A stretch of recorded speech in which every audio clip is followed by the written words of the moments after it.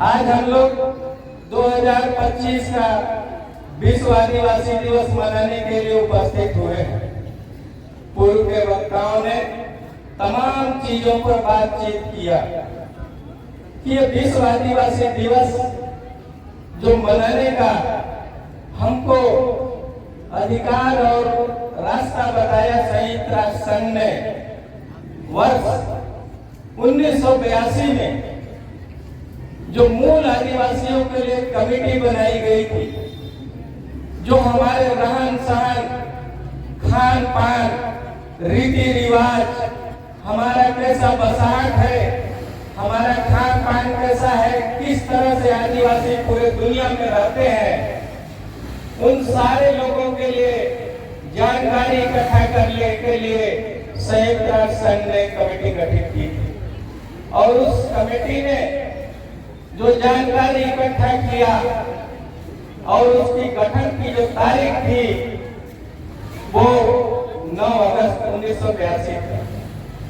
10 साल बाद जब पूरे दुनिया के 90 देशों का जानकारी इकट्ठा करने के बाद उस कमेटी ने संयुक्त राष्ट्र संघ में अपनी रिपोर्ट सबमिट किया, तो पुनः वही 9 अगस्त को हमें विश्व आदिवासी दिवस मनाने के लिए संयुक्त राष्ट्र संघ ने एक तिथि निर्धारित किया है। उसका आप सभी को हार्दिक बधाई और गर्व होना चाहिए कि हमारा संरक्षक, हमारा कर्ता धर्ता, हमारे लिए हिसाब किताब रखने वाली जो संस्था है संयुक्त राष्ट्र संघ, जो हमारी चिंता करती है। पूरी दुनिया में लगभग इस मूल आदिवासी लोगों की जो जनसंख्या है 476 मिलियन के आसपास है। हम आज जो कुरकुरी में कुछ लोग इकट्ठा हुए हैं, बगल के इलाकों में भी इकट्ठा हुआ गए हैं और अपनी बात को कहने के लिए हम लोग यहाँ पर आए हैं। पूरी दुनिया में वैश्विक स्तर पर आदिवासी समुदाय के विशिष्ट संस्कृति, भाषा, परंपरा और उनके अधिकार की रक्षा की जागरूकता के लिए 9 अगस्त को मनाया जाता है। हमारे लिए जिन चीजों को रक्षा करने की बात है, इसलिए हम लोग खुशी में नाच गान, अपनी परंपरागत परिधान, हमारे जो परंपरागत हथियार, चाहे वो कृषि के हैं, चाहे वो हमारे आखेट के हैं, शिकार के हैं, उन सारे चीजों का भी हम लोग प्रदर्शन करते आए हैं। हमारी संस्कृति पूरी दुनिया में अलग पहचान रखती है। हम कैसे रहते हैं, क्या खाते हैं, किस तरह से रहते हैं, इन चीजों को पूरी दुनिया के अन्य जाति, अन्य बिरादरी के लोग भी देखते हैं। आदिवासी समुदाय के उन्हीं अधिकारों की रक्षा, उनकी संस्कृति, उनकी भाषा को संरक्षित करना तथा किसी भी जिस देश में हम निवासरत हैं उसके विकास के भी हम भागीदार रहे हैं। लेकिन जो हमारी बसाहट है, जो हमारा प्राकृतिक पर्यावरण है, वो जल, जंगल, जमीन से जुड़ा हुआ है। बिना जल, जंगल, जमीन के किसी भी आदिवासी की पहचान बरकरार नहीं रहेगी। लोग कहते जरूर हैं कि आदिवासी हैं, जंगलों को नुकसान करते होंगे, लेकिन मैं इतना बताना चाहता हूं, यहाँ हमारे साथी, हमारे माता बहन, हमारे अन्य बिरादरी के लोग भी यहाँ पर मंच में बैठे हुए हैं और जसपुर जिला के कुरकुरी ब्लॉक के नागरिक भी सुन रहे हैं। हमने कभी जंगल को नुकसान नहीं पहुंचाया। हम जो भी चीज लेते हैं उस जंगल से अपनी जरूरत की लेते हैं। हम जंगल को संरक्षित करने वाले लोग हैं। अगर जंगल नहीं है, जमीन नहीं है, पानी नहीं है, तो आदिवासी का जीवन भी शून्य है। इसलिए कभी भी हमने उस जंगल से अपनी आवश्यकता से अधिक कभी भी उसका दोहन नहीं किया है, न करेंगे।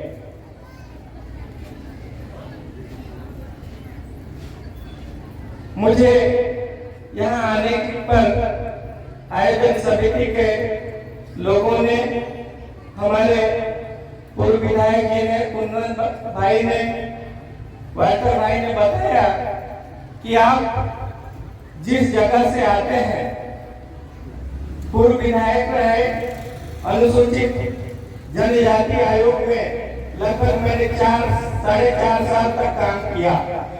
यहाँ पर उपस्थित समुदाय से मैं पूछना चाहता हूँ, कितने लोग जानते हैं इस बात को कि हमारा जो अनुसूचित जनजाति वर्ग है, आदिवासी वर्ग है, उनके लिए यह संविधान ने एक व्यवस्था दी है, अनुसूचित जनजाति आयोग का। वो किसी सरकार के साथ नहीं होता, वो आपके हितों की रक्षा करने के लिए, आपके हक को दिलाने के लिए, आपके जो काम रुके हुए हैं, सरकार आपकी बात सुनती नहीं है, सरकारी तंत्र आपके अधिकार को अनदेखी अगर कर रहा है, तो आप उस आयोग में, जो आपके राज्य में भी है और दिल्ली में राष्ट्रीय स्तर पर भी है, वहां पर आप अपनी बात को कह सकते हैं। आपकी बात को उस सरकार से और सरकारी तंत्र से पूछने का वो काम करते हैं कि ये जो आदिवासी, ये जो मूल निवासी है छत्तीसगढ़ का 32%, इसके साथ आपने अनदेखी क्यों किया, कैसे किया? और आपको आपका हक, आपके अधिकार को दिलाएंगे। इसलिए मैं बता रहा हूं, इस 32% आबादी के कुछ ही लोग उस आयोग तक आए होंगे। आप न्यायालय चले जाते हैं, आप कलेक्टर के दरवाजे चले जाते हैं, आपके साथ अनदेखी किया गया, आपकी बात को दरकिनार किया गया, वो आयोग ही आपका पहरेदार है, आपके हितों का प्रहरी है। मैं एक छोटी सी बात आपको कह रहा हूं, यह आदिवासी समुदाय की मां के पेट में जिस दिन बच्चा आता है, उस दिन से लेकर के और मृत्यु पर्यंत उसके हितों की रक्षा करने वाला वो आयोग है। इसलिए आप हताश निराश न हो। आपके साथ अगर कभी भी किसी प्रकार की कोई बात होती है, तो आप उसका दरवाजा खटखटा सकते हैं। यहाँ आने से पहले मुझे बोला गया कि आप वन अधिकार पर, पेशा कानून पर बात करें। संविधान ने हमें 5वीं अनुसूची में रखा है और वह 5वीं अनुसूची राष्ट्रपति के 5वीं अनुसूची में आता है, जिसके हम लोग निवासी हैं। इस छत्तीसगढ़ में 14 जिले और 85 ब्लॉक हैं, जो पूर्ण रूप से 5वीं अनुसूची का इलाका है और कुछ आंशिक है, जिस पर पेशा कानून लागू होता है। और ये पेशा कानून क्यों लाया गया था? आपके लिए तो पंचायतों की गठन की गई थी, त्रिस्तरीय पंचायत, ग्राम पंचायत, जनपद पंचायत, जिला पंचायत। फिर ये पेशा कानून की जरूरत क्यों पड़ गई? जिस दिन हिंदुस्तान में त्रिस्तरीय पंचायती राज व्यवस्था का कानून लागू हुआ, तो लोगों ने देखा कि हम उस पंचायती राज व्यवस्था में जिसमें जो हमारे लिए लागू हुआ है उसमें हमारे हितों की रक्षा संपूर्ण नहीं हो पाएगी। इस 5वीं अनुसूची में रहने वाले उन लोगों के लिए अलग व्यवस्था की जाए। फिर से उसमें खोज चालू हुआ और उस पंचायत के कानून में एक्सटेंशन हुआ, विस्तार हुआ, जिसे पेशा कानून कहा जाता है, जो 1996 से लेकर के चालू तो हो गया था, लेकिन उसको जानने के लिए छत्तीसगढ़ में काम करने के लिए कोई कानून बना नहीं था। 9 अगस्त 2022 को आपके लिए नियम बना करके पिछली सरकार ने उसको लागू किया है। आपके गांव में पेशा ग्राम सभा का गठन किया गया है और पेशा का ग्राम सभा का अध्यक्ष की नियुक्ति की हुई है। यहाँ पर बैठे सभी माता बहन से व साथी से, यहाँ के सम्मानित नागरिक से मैं यही कहना चाहूंगा कि आप जाइए और पता लगाइए कि आपके गांव का पेशा ग्राम सभा का अध्यक्ष कौन है और आपके गांव का जो कानून, आपके जो पंचायत के समकक्ष जो बराबर में जो काम करने की जो व्यवस्था दी गई है वो पेशा कानून के ग्राम सभा से ही संचालित होगा। आज जो हमारे भूमि का अधिग्रहण हो रहा है, अगर आपने उस पेशा के ग्राम सभा में सहमति दी है तभी वो भूमि का अधिग्रहण होगा।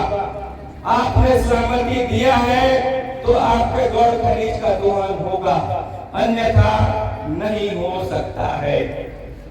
आपके ऊपर किसी भी प्रकार का दूसरा कानून को बेवजह और जबरदस्ती लादने की कोशिश कोई भी नहीं कर सकता। विरोध लगातार जारी है।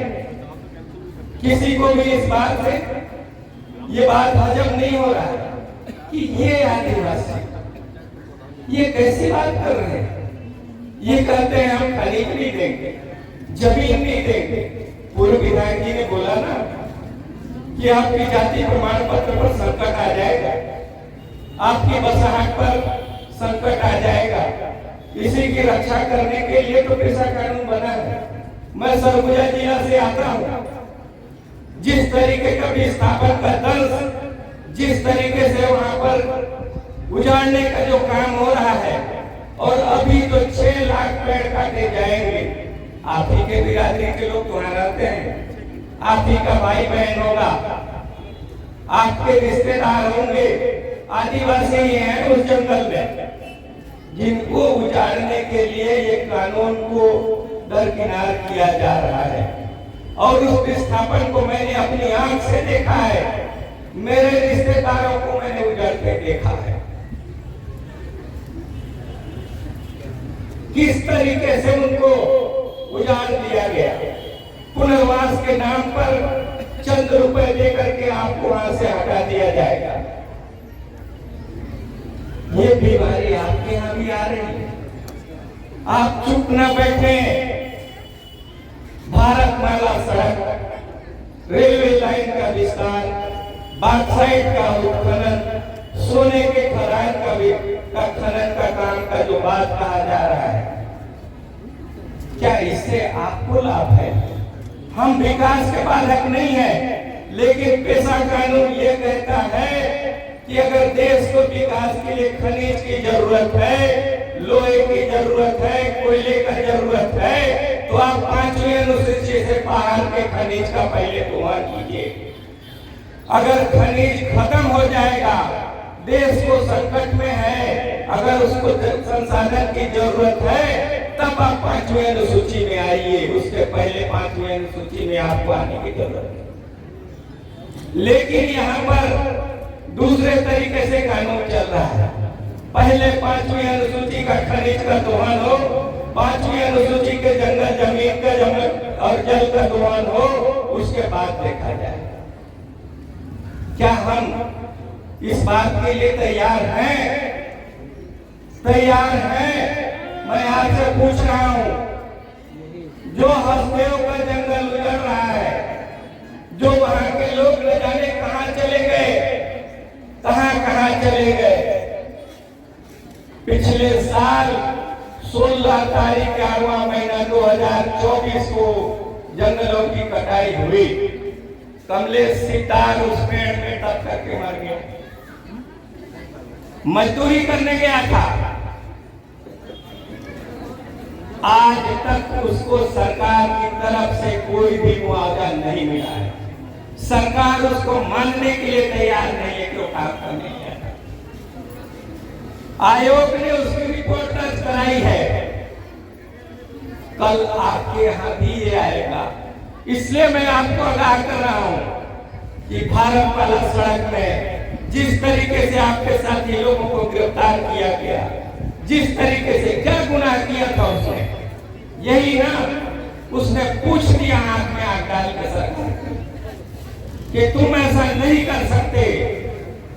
पहले ग्राम सभा में आओ और बात कर मेरे से, मुझे बता कि ग्राम सभा ने अनुमति दी है कि नहीं। उसके बाद मैं बताऊंगा कि जमीन देना है कि नहीं। लेकिन फर्जी ग्राम सभा करके अगर आप आएंगे और कहेंगे कि जमीन का अधिग्रहण होगा तो नहीं हो सकता। यही काम हसदेव में हो रहा है। मैंने जांच किया, मुझे मालूम है कि वहां पर फर्जी ग्राम सभा हुई और उसमें मृत लोगों के भी हस्ताक्षर है। तमनार का जंगल काटा गया, उसने भी फर्जी ग्राम सभा का उपयोग किया गया। यही तो विरोध है आदिवासियों का कि जो कानून हमारे लिए बना है, यहाँ बैठे हुए तमाम नागरिकों से मैं यही कहना चाहता हूँ, आप जानना सीखिए, चुप न बैठिए। इतनी शांति से जो बात आप सुन रहे हैं, इस बात को थोड़ा मनन चिंतन करिए। अंदर की आग को, अपनी ज्वाला को इतना मत दबा दीजिए। आप विस्थापित हो जाएंगे, उस दिन आपको पता चलेगा कि कोई आदमी आया था, उसने जो बात कही क्या वो सही था कि गलत था। लेकिन मैं आपसे पूछना चाहता हूं, आपके गांव में तो वन अधिकार समिति भी बनी हुई है ना? बनी है कि नहीं? बनी है कि नहीं? बनी है ना? आपको 2 एकड़, 5 एकड़, 3 एकड़, आधा एकड़ का पट्टा मिला, सामुदायिक वन अधिकार का पट्टा मिला। सामुदायिक वन अधिकार में किसी भी प्रकार का कोई कब्जा करने की बात नहीं होती है। जहाँ तक हम जाते थे तो लकड़ी लेने, जहाँ तक महुआ पीने, जहाँ तक 4 किलो लेने, जहाँ तक छुई माटी लेने, जहाँ तक रेड़ा माटी लेने, जहाँ तक मछली मारने जाते थे, वहां तक का हमको वन अधिकार चाहिए था। सरकारी तंत्र ने उस पर विचार नहीं किया। लेकिन किसी के लिए आप हजारों लाखों एकड़ जमीन देने के लिए तैयार हो। इसी बात का तो विरोध है, इसी बात का है। जिस जंगल में मैं रहता हूँ, जिस जंगल में मैं निवासरत हूँ, जिन लोगों के साथ में रहता हूँ, आप कहते हो पुनर्वास नीति के तहत पैसा ले लीजिए और चले जाएंगे। क्या करूंगा मैं उस पैसे का? जिस दिन मेरी मिसल समाप्त हो जाएगी, जिस दिन मेरा सेटलमेंट समाप्त हो जाएगा, मेरे आने वाले बेटे को जाति प्रमाण पत्र कैसे मिलेगा? बता दीजिए। क्या मेरी जमीन अधिग्रहण हो रही है, उस जमीन का स्वरूप मेरे को पुनर्वास नीति के तहत जमीन मिलना चाहिए कि नहीं मिलना चाहिए? मिलना चाहिए ना? नवीना पेट्रा जिला पंचायत में सदस्य रही है, मिलना चाहिए कि नहीं? मिलना चाहिए था। तो सरकार को नहीं देती है, बोलती है पैसा ले ले, जाकर खरीद लेना। क्या करूंगा मैं उस पैसे का? मेरी जाति मूल है, मेरी जाति को मेरा बेटा बाद में कैसे बताएगा? तकलीफ इस बात का है कि सरकार न्याय करे, हमारे लिए जो कानून बना हुआ है उसका पालन करे। यही तो हम पूछ रहे हैं। क्या गुनाह कर दिया हमने? आपके साथी ने तो यही बात तो बोल दिया तहसीलदार को कि मुझे बता दे, गलती किया क्या?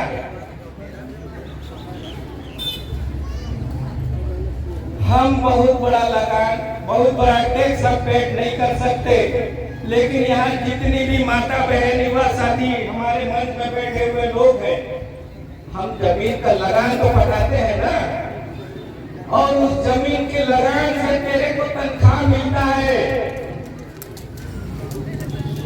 जिससे तेरा घर चलता है। इसलिए पूछता बता, कोई गुनाह मैंने नहीं किया।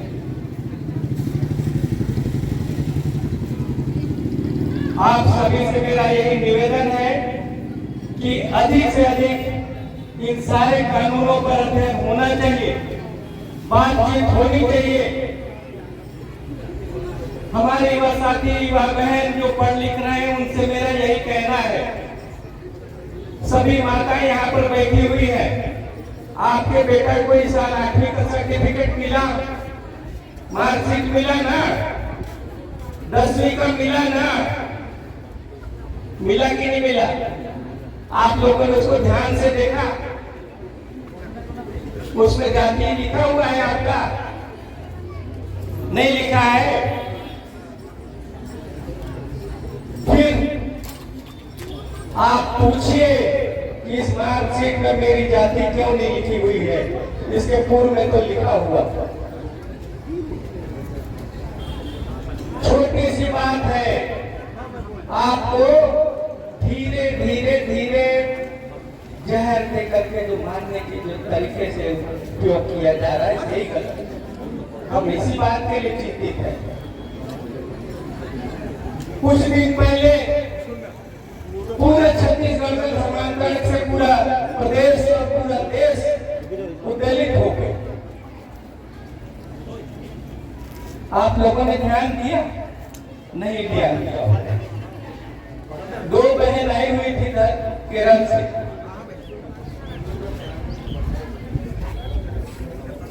विनरशील जी। हिंदुस्तान में सबसे ज्यादा एजुकेटेड प्रदेश कौन सा है? केरल।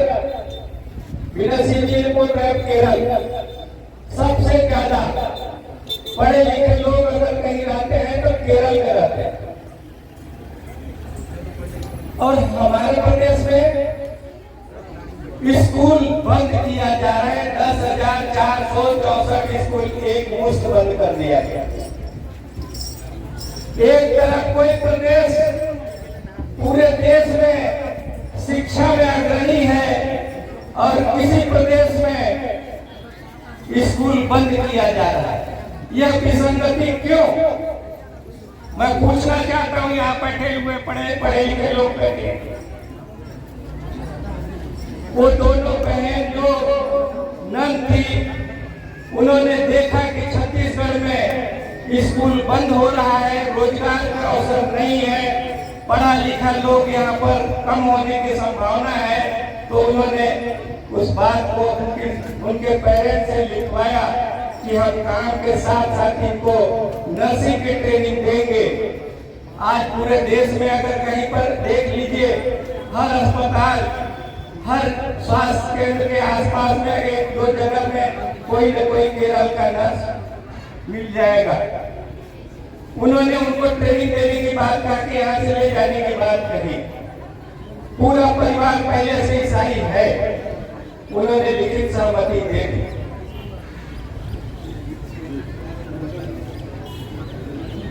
जब गिरफ्तारी हुई तो सबसे पहले किस राजनीतिक संगठन ने उनसे मिलने के लिए, विनरशील जी, किस राजनीतिक संगठन ने उनसे मिलने के लिए समय मांगा जेल में जाकर के? आप लोग देख लीजिए। धार्मिक उन्माद फैला करके जो बात कही गई, लेकिन वही धार्मिक उन्माद फैलाने वाले लोग सबसे पहले जेल से छूटने पर उनके पास मिलने पहुंच गए।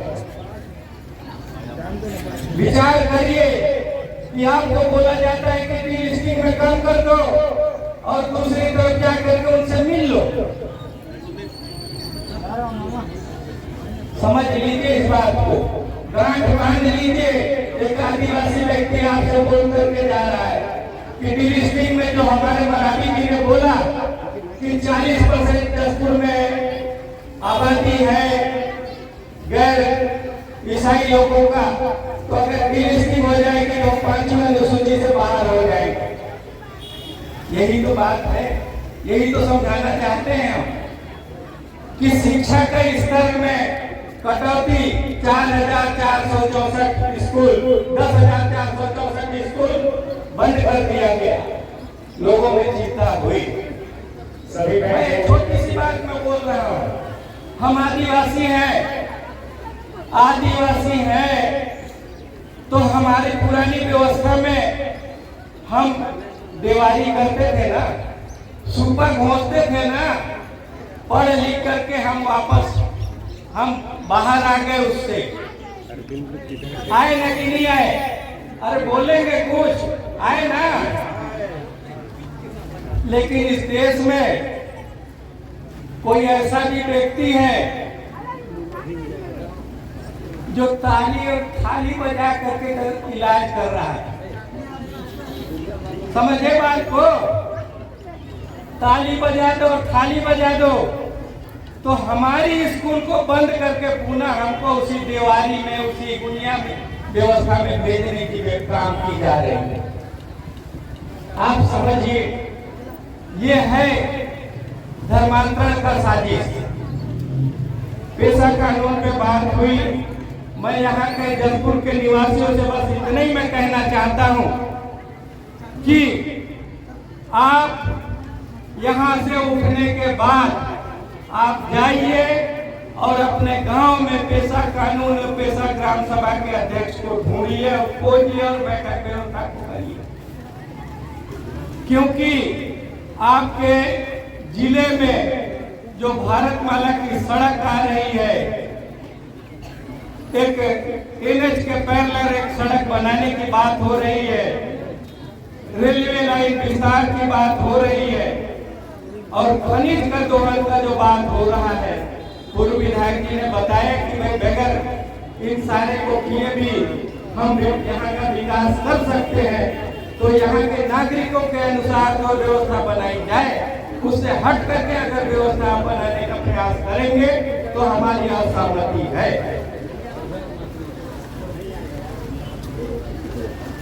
आप सभी ने मुझे यहाँ बुलाया और सम्मानित किया, मेरी बात को सुना। मैं आप लोगों के बीच में आकर के अपने आप को गौरवान्वित महसूस कर रहा हूँ और मैं अपनी छोटी सी बात में यहाँ करके गया हूँ। कृपया मेरे निवेदन पर, मेरी विनती पर, मेरे इस प्रार्थना पर विचार जरूर करें।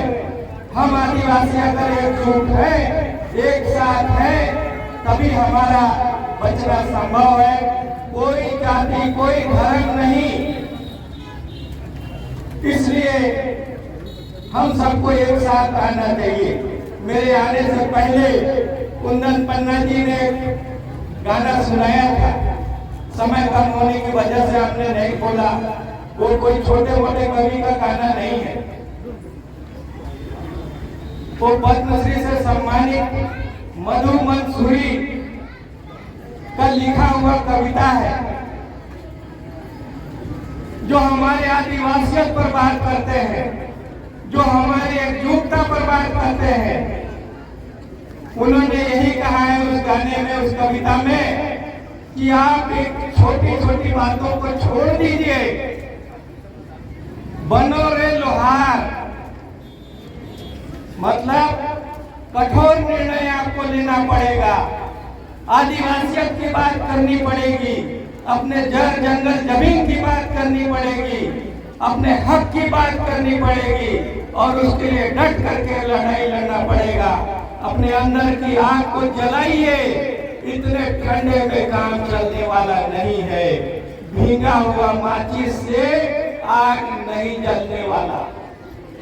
कृपया अगर इस सभा में आए हैं, इस विश्व आदिवासी सभा में आए हैं, तो अपने आप को आदिवासी समझिए और उसको गर्व महसूस कीजिए और अपनी बात को कहने में कहीं हिचकना नहीं है। आंख में आंख डाल करके बात करें। कोई गलत आदमी नहीं है, कोई चोरी आप नहीं कर रहे हैं, आप यहाँ के मूल निवासी हैं। किसी ने आपको ला करके यहाँ पर गमले में रोपित नहीं किया है। जैसे सरई का रूख यहाँ पर उगा है, वैसे ही आप धरती से जन्मे हैं। इतना ही मैं कहूंगा। सभी माता बहन, सभी युवा साथी, सभी नोनी बाबू को, यहाँ पर उपस्थित सभी समुदाय को मेरी ओर से इस विश्व आदिवासी दिवस की सादर सेवा जोहार और प्रणाम।